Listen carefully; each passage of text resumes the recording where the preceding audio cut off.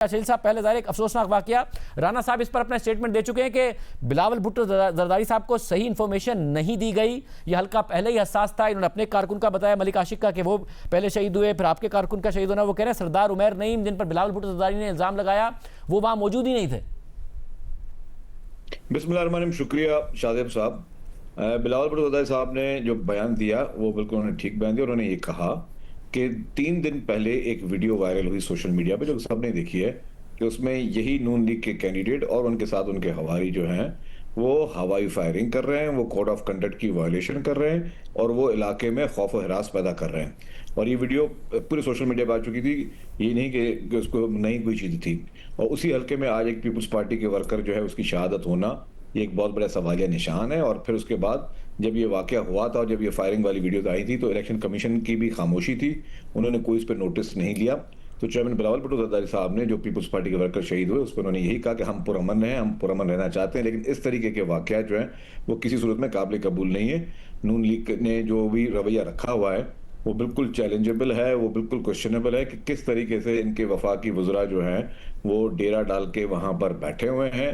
और इनके वफाकी वज़रा का इस वक्त क्या काम है कि इलेक्शन के वक्त पर जो है वो वहाँ पे आके बैठें कश्मीर में और वो इंतज़ामिया को भी मैनेज करने की कोशिश करें, अफसरान को मैनेज करने की कोशिश करें, अफसरान को धमकियाँ दें, अफसरान को जो है वो उनको उस पर असरअंदाज हों और वो इलेक्शन के नतायज को तब्दील करने के लिए उनका वहाँ बैठना क्वेश्चनेबल है। और ये पिछले 15 दिन से इनके वफाकी वज़रा का वहाँ बैठना, मेरे ख्याल से इलेक्शन कमीशन को भी इस पर सख्ती से नोटिस देना चाहिए था कि उनका वहाँ पर मौजूदगी ठीक नहीं है। लेकिन शादिब साहब, इलेक्शन कैंपेन सबको चलाने का बिल्कुल इख्तियार है। मियाँ नवाज शरीफ साहब एक कौमी लीडर हैं, अगर वो बिल्कुल आके इलेक्शन कैंपेन चला सकते हैं, लेकिन वहाँ पे चीफ मिनिस्टर साहबा का मौजूद होना और उनकी तकारीर जलसों में करना और फिर जलसों में वो ऐलानात करना, फिर 2 दिन में वो बसें पहुंचाना, ये सारी चीज़ें वो थी जिस पे इलेक्शन कमीशन को नोटिस देना चाहिए था, जिस पे इलेक्शन कमीशन ने नोटिस नहीं लिया।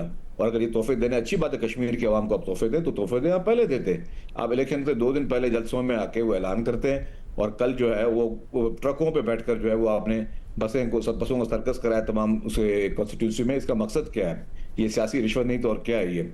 और इससे मतलब इससे आप जो है इलेक्शन के जो कोड ऑफ कंडक्ट की वो मुकम्मल वायलेशन करते हैं। और आपको पहले भी पता है कि पाकिस्तान भर में जब इलेक्शन हुए या इससे पहले भी कहीं अगर कश्मीर में इलेक्शन हुए तो ये चीज़ों पर हमेशा नोटिस दिए जाते थे और उस चीज़ पर सख्ती की जाती थी। अगर कोई जमात जो हुक्मरान जमात है, जिसकी पंजाब में भी हुकूमत और फेडरल गवर्नमेंट में हुकूमत है, उनको पता भी है कि ये वायलेशन है, तो उस वायलेशन के बावजूद अगर वो जमातें खुले आम सरे आम वायलेशन करती रहेंगी और इलेक्शन कमीशन खामोश तमाशाई बनती रहेगी, तो उस पर एतराज़ उठाना पाकिस्तान पीपल्स पार्टी का जायज़ हक है, जो पीपल्स पार्टी वो करती हुई आई है। राना साहब, धौंस, धांधली, फाशिज्म, हमले, इलेक्शन कमीशन पर भी तनकीद कर रहे हैं कि वो भी खामोश बैठा हुआ है और मुसलसल ये इल्ज़ाम लगा रही है पीपल्स पार्टी कि आपको जितवाने की कोशिश की जा रही है और आप लोग ये सब कुछ कर रहे हैं। देखें, पीपल्स पार्टी को अपना मौक़िफ़ जो है वो पेश करने की बिल्कुल आज़ादी है और वो अपना मौक़िफ़ जिस तरह से भी चाहें या जिन अल्फाज में चाहें वो पेश कर सकते हैं।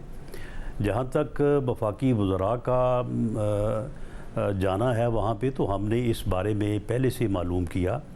आज़ाद कश्मीर का जो आइन और इलेक्शन रूल्स हैं वो दरअसल पाकिस्तान से मुख्तलिफ हैं, क्योंकि पाकिस्तान में जो सिटिंग गवर्नमेंट है वो रिज़ाइन करती है और केयर टेकर गवर्नमेंट जो है वो फॉर्म होती है। वहाँ पे जो है वो गवर्नमेंट रिज़ाइन नहीं करती। गवर्नमेंट के मिनिस्टर्स और प्राइम मिनिस्टर जो है वो बाकायदा कैंपेन करते हैं, बल्कि वो इलेक्शन लड़ रहे होते हैं। तो ऐसी सूरत में इलेक्शन कमीशन से हमने क्लैरिटी ली। उन्होंने कहा कि जी ठीक है, आपको यहाँ पे आने में या अपने कैंडिडेट्स को सपोर्ट करने में कोई हर्ज नहीं है, लेकिन आप यहाँ पे किसी डेवलपमेंट स्कीम का इफ्तिताह नहीं कर सकते। तो हमने इलेक्शन कमीशन के रूल्स को या उनकी एडवाइस को पेश नज़र रखा और हमने कोई तो राज साहब, ये 10 इलेक्ट्रिक बसें किया। 10 जो इलेक्ट्रिक बसें हैं उस पर एतराज़ करिए ना पीपल्स पार्टी के, चीफ मिनिस्टर आई और वो पहुंचा भी दी गई। ये जो मेरी इन्फॉर्मेशन है, अब मैं इनकी इन्फॉर्मेशन को चैलेंज नहीं करता कि ये बसें जो हैं इन्होंने आज़ाद कश्मीर की हदूद को टच नहीं किया।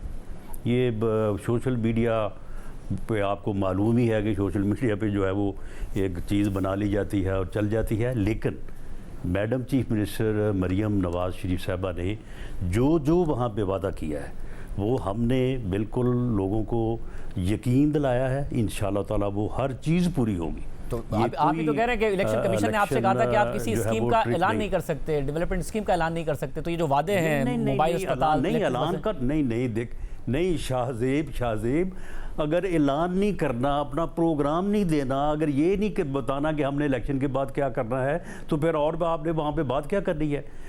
ऐलान पे पाबंदी नहीं है, डेवलपमेंट स्कीम का इफ्तिताह नहीं करना, आपने संगे बुनियाद नहीं रखना।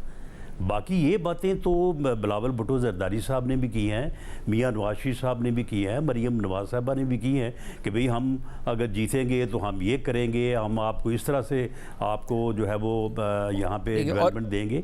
ये चीज़ें तो हमेरा हमेशा हर इलेक्शन का हिस्सा होता है। और शरीफ मेम साहब, एक जो ताना बार बार आज दिया गया, नून लीग ज़ाहिर आप दोनों एक दूसरे पर तनकीद करते रहे, मगर वो ये कि जी हम कह रहे हैं जाके वहाँ कि हम कश्मीर को लाहौर जैसा बना देंगे, पीपल्स पार्टी क्यों नहीं कह सकती कि हम कश्मीर को कश्मीर जैसा, मीरपुर को मीरपुर ख़ास जैसा बना देंगे? है नहीं कुछ दिखाने को, या फिर अगर कुछ हम दे रहे हैं 10 बसें तो आपके पास है नहीं कुछ देने को?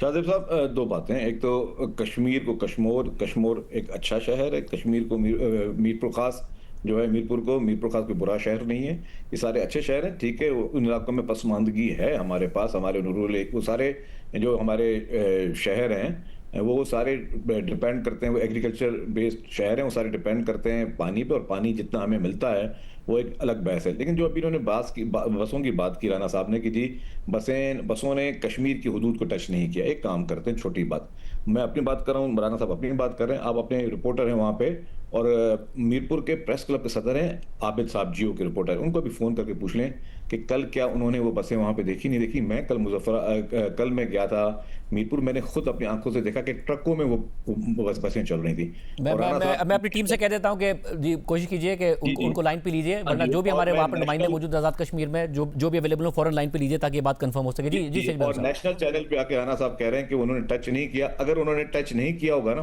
तो मैं आज ऐलान करता हूँ आपके शो में मैं भी इस्तीफा देता हूँ, मैं सियासत से छोड़ देता हूँ। या तो राना साहब ने इतनी बड़ी नेशनल चैनल पे ये बात की है, राना साहब ये ऐलान कर देंगे अगर उन बसों ने कश्मीर को टच किया तो राना साहब इस्तीफा दे दें। राना साहब जी मुझे कबूल है। अगर उन बसों ने टच करने से मुराद ये है कि उसका जो इलेक्ट्रिक सर्विस है उसका इफ्तिताह हो गया है, वो आज चल रही थी, लोगों को पोलिंग स्टेशन पे ले जा रही थी, एक जगह से दूसरी जगह ले जा रही थी, अगर तो ऐसा हुआ है, मैंने तो पूरी तरह से इंश्योर किया राजा साहब ये तो ऐसा बिल्कुल नहीं हुआ। राजा साहब अब तो आप जो स्कीम का देखे ना, राजा बाबा बात घुमा रहे हैं।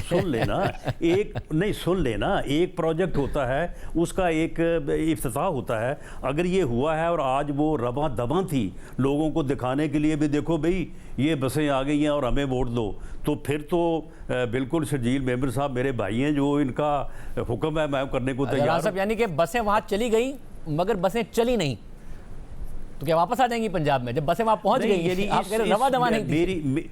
मेरी इंफॉर्मेशन ये है कि इस प्रोजेक्ट का इफ्तिताह जो है ये अब 27 के बाद, ये शायद किसी वक्त जो है ये बाकायदा जो है वो एक यानी तरीके से, जो इसका तरीका होता है उसके मुताबिक किया जाएगा। राना साहब आपने कहा कि कश्मीर की हुदूद में वो दाखिल नहीं हुई, कश्मीर में वो टच नहीं हुई। मैंने अपने गुनाहगार चले शर्जील साहब, वो जिस ट्रक में लोड है ना उस ट्रक से नीचे नहीं उतरी, उन्होंने टच नहीं किया जमीन को। चलिए इसकी भी इंक्वायरी करवा लें, उनको कंधे में लेके उसको सर्कस करते रहे, लेकिन उसको शर्जील साहब किसी जगह नहीं घुमाया गया। राना साहब हम एक सीरियस नोट पे गुफ्तगू कर रहे हैं, आप मेरे लिए काबिल एहतराम है। देखें, एक इलेक्शन कमीशन की कोड ऑफ कंडक्ट की वायलेशन हुई, जिसने वायलेशन की। सर मैं हमारे नुमाइंदे आबिद हुसैन शाह साहब का जिक्र करते वो हमारे साथ मौजूद हैं। मैं आपको एक बात बताऊं, नहीं राज साहब मैं जरा मौक़िफ़ तो लेने देना, पता चल जाएगा कि नीचे उतरी नहीं।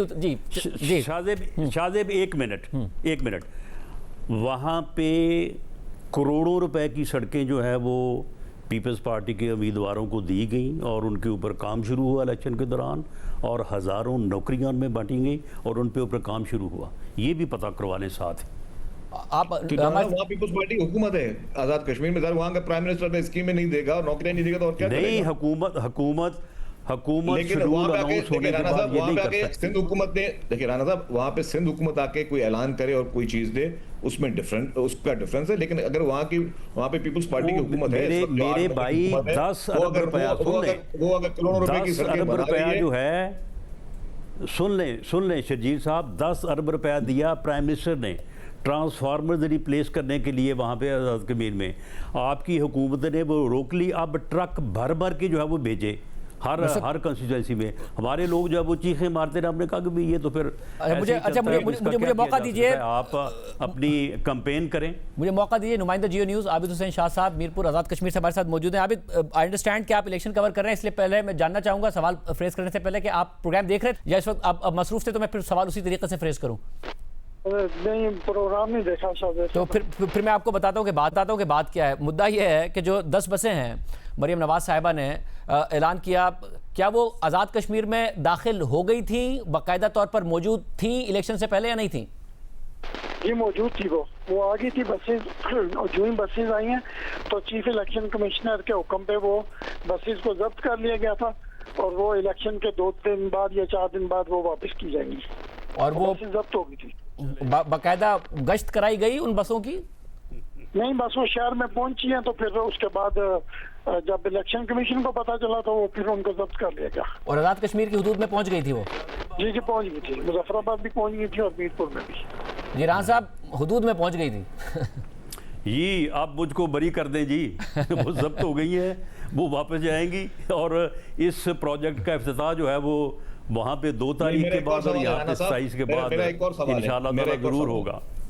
मेरा एक और सवाल है, मैं ज़्यादा आप पे थोड़ा वो करता हूँ, लेकिन मुझे बताएं कि आज़ाद कश्मीर की हद में हदूद में आ गई, इलेक्शन कमीशन ने जब्त की, एज पर जो रिपोर्टर बता रहे हैं, ठीक है जब्त हो गई, इसका मतलब वायलेशन हुई। वायलेशन किसने की? पाकिस्तान मुस्लिम लीग नवाज ने की, तभी उन्होंने जब्त की। जो जब्त की, तो जिन्होंने वायलेशन कोड ऑफ कंडक्ट की वायलेशन की, जो कि चीफ मिनिस्टर साहिबा थी, तो उस पर क्या एक्शन लिया चीफ इलेक्शन कमिश्नर ने? माजी में नोटिस होते हैं, उन पे हाजिरियां होती हैं, उनके खिलाफ कार्रवाई होती है, क्यों नहीं कार्रवाई की गई कि अगर आपने ओपन कोड ऑफ कंडक्ट की वायलेशन की? देखिए, मैं शजीर साहब बिल्कुल इस बात को ओपनली एडमिट करता हूं कि अगर चीफ इलेक्शन कमिश्नर साहब इन वायलेशंस का नोटिस लेना चाहते हैं, वो सड़कों का नोटिस भी लें, नौकरियों का नोटिस भी लें, ट्रांसफार्मर्स का नोटिस भी लें, और इन बसेस का नोटिस लें। अगर वो चीफ मिनिस्टर से जवाब तलबी करेंगी तो वो बिल्कुल अपना जवाब जो है वो सबमिट करेंगे।